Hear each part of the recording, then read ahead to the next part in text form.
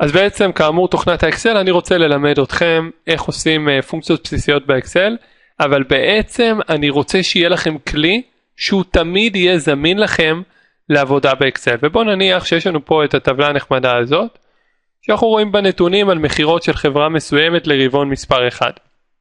ואני רוצה להראות לכם נוסחה לחשב את כמות המחירות שלנו ללקוח בשם איציק. בעצם תוכנת האקסל, תוכנה מאוד חכמה.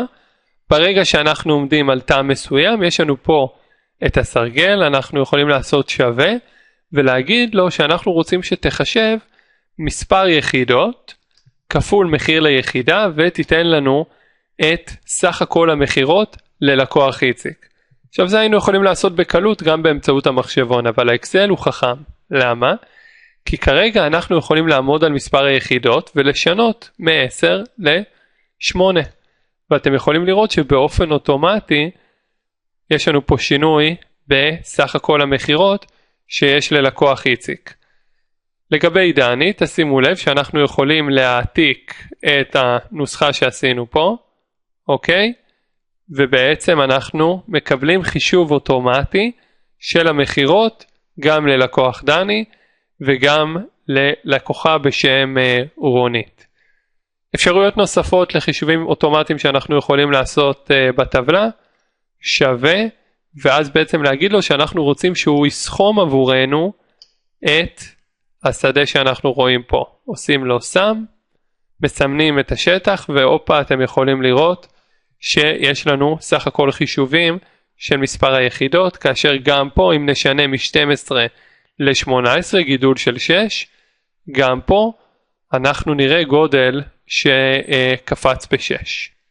למעשה האקסל מאפשר לנו לעשות אין סוף חישובים שנוגעים לנתונים שאנחנו רואים פה. בואו נניח שהיינו רוצים לחשב מהו הממוצע של המחירות שלנו לחודש ברבעון הראשון. אז האפשרות הראשונה ראיתם זה שאנחנו נעבוד עם האפשרויות של הקיצור, נלך פה על הממוצע, על ה-average, והוא בעצם ככה יעשה בשבילנו את החישוב. דרך אחרת היא בעצם להגיד לו שאנחנו רוצים לחבר את כל המחירות שהיו לנו במהלך הרבעון הראשון, ובעצם את המספר הזה אנחנו נדרשים לחלק במספר החודשים שעברו, שזה סך הכל ינואר, פברואר, מרץ, ובאמת אנחנו מקבלים פה שבממוצע ביצענו מחירות בגובה של 72.2 במהלך הרבעון הראשון, כאמור זה הממוצע החודשי. דבר נוסף שאנחנו יכולים לעשות זה בעצם ללכת לפונקציה באקסל שהיא אומרת סינון של נתונים.